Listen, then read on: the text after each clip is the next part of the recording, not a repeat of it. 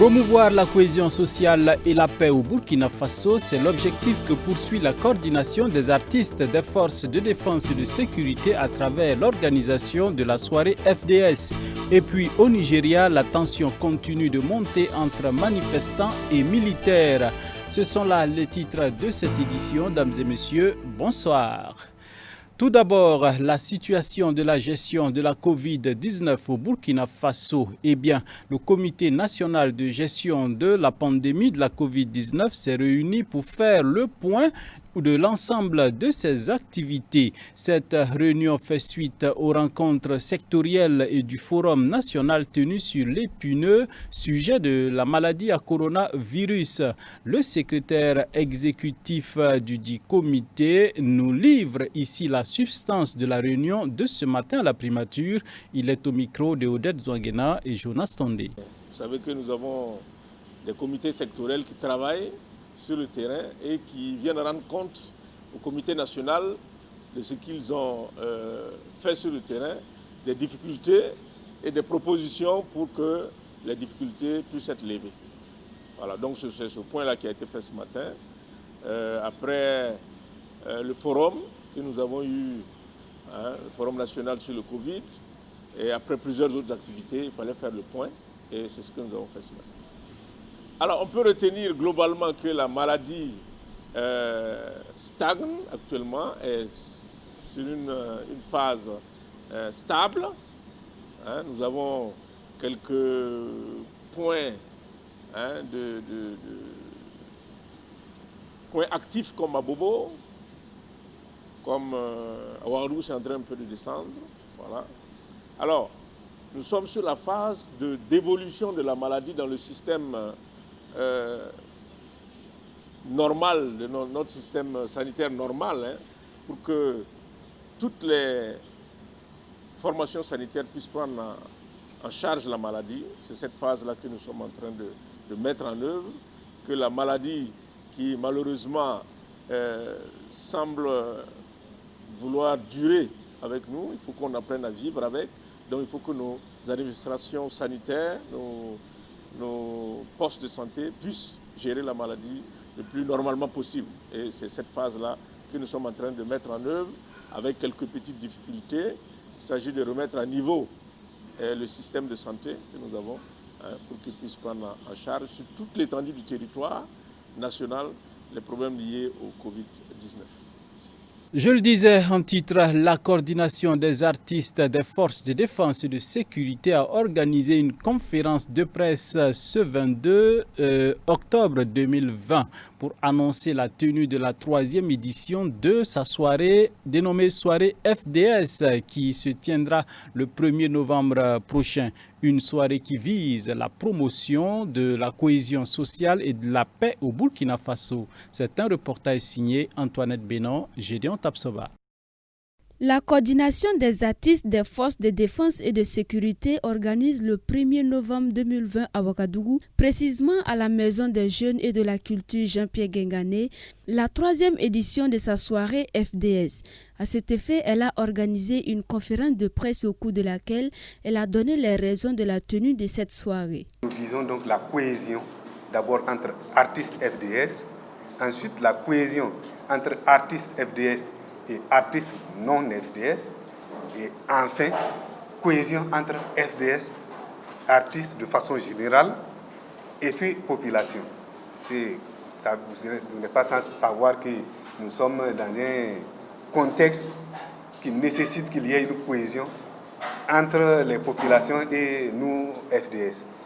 Et nous pensons qu'en tant qu'artistes, nous pouvons être utiles dans ce genre de collaboration-là. Parce qu'on a l'occasion, justement, d'avoir une communion avec la population directement. Cette 3e édition placée sous le thème « Cohésion entre FDS et population par la culture » sera couronnée d'un match de football et de prestations d'artistes. La soirée FDS, ça c'est à partir de 19h à Jean-Pierre Guingané. Là, nous aurons une prestation d'artistes, aussi bien civils que FDS. Mais auparavant, nous avons prévu un match de football dans la journée.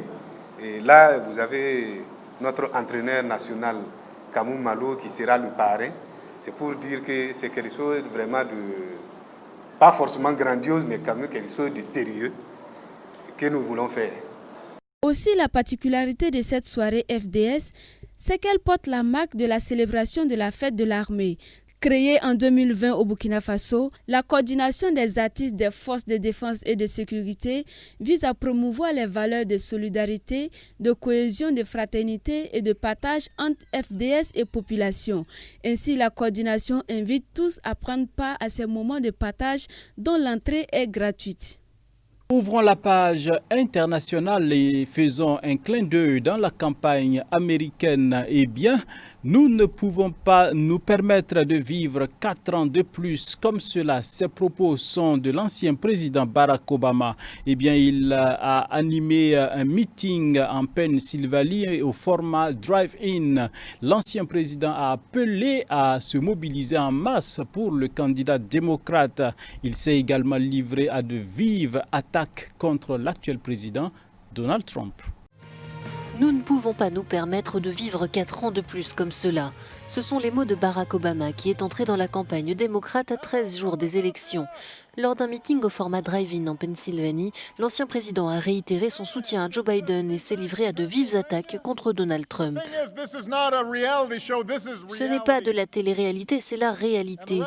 Et tous autant que nous sommes, nous devons vivre avec les conséquences de son incapacité à prendre son poste au sérieux.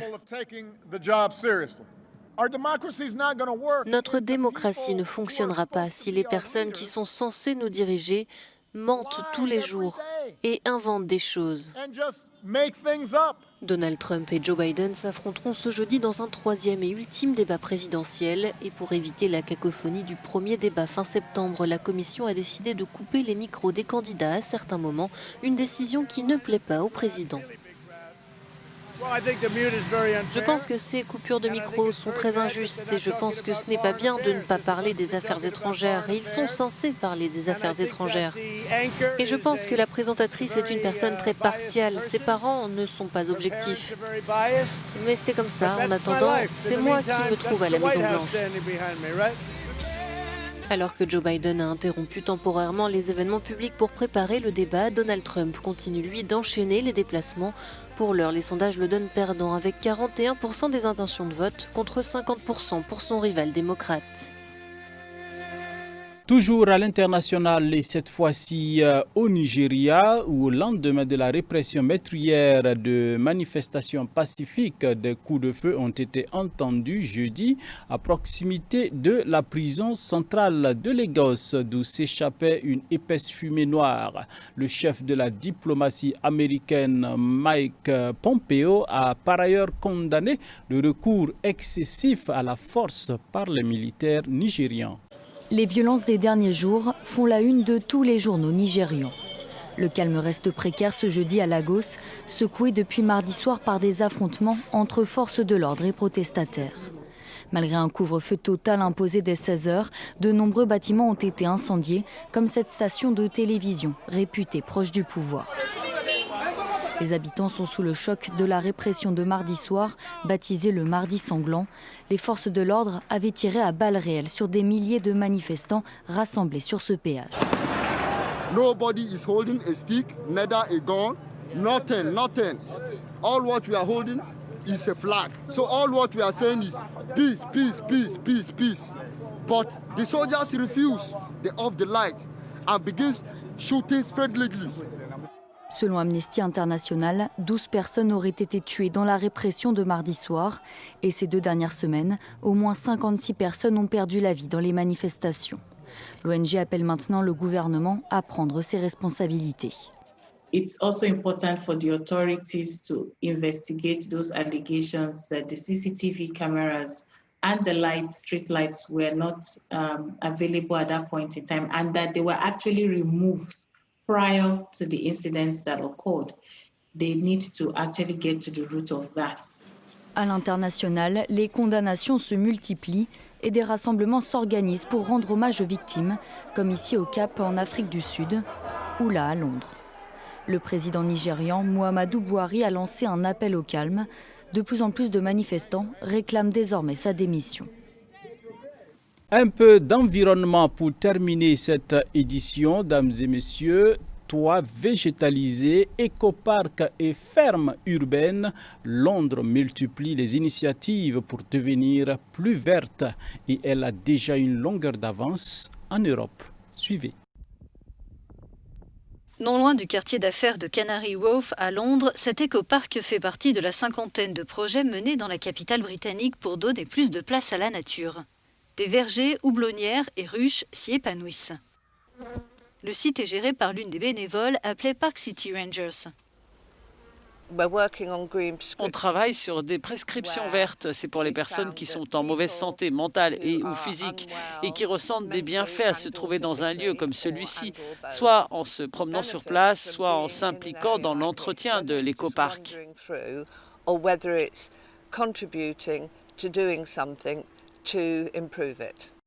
La ville de Londres est déjà dotée de 47,5% d'espaces verts, mais pour atteindre les 50% en 2050, les quartiers les plus construits doivent évoluer.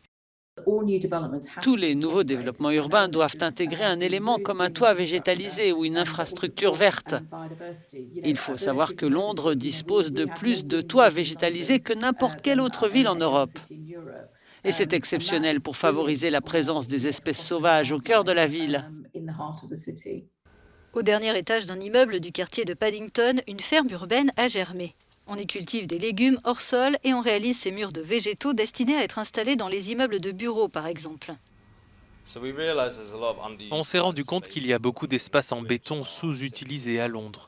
On veut y amener du vert, y faire entrer la nature, mais aussi amener des plantes comestibles pour que les gens se les approprient, apprennent à faire pousser des aliments dans les ensembles d'habitations et de bureaux. Verdir les façades est une autre piste possible pour attirer les espèces sauvages et contribuer à réguler la température des bâtiments. Dans un secteur animé du nord de Londres, des bénévoles font des plantations, et ce, en plein cœur de Haringey. Avant qu'il y ait un jardin ici, c'était un lieu fréquenté par des ivrognes. Et depuis que les barrières ont été enlevées, c'est un lieu ouvert dont on est fier de s'occuper. L'an dernier, Londres, pourtant l'une des capitales les plus polluées au monde, a été la première à être officiellement nommée ville-parc national. Et c'est fini pour ce soir, dames et messieurs. Merci d'avoir été des nôtres. Rendez-vous est pris demain pour d'autres actualités. La grâce de Dieu est toute suffisante et elle vous accompagne. À demain donc.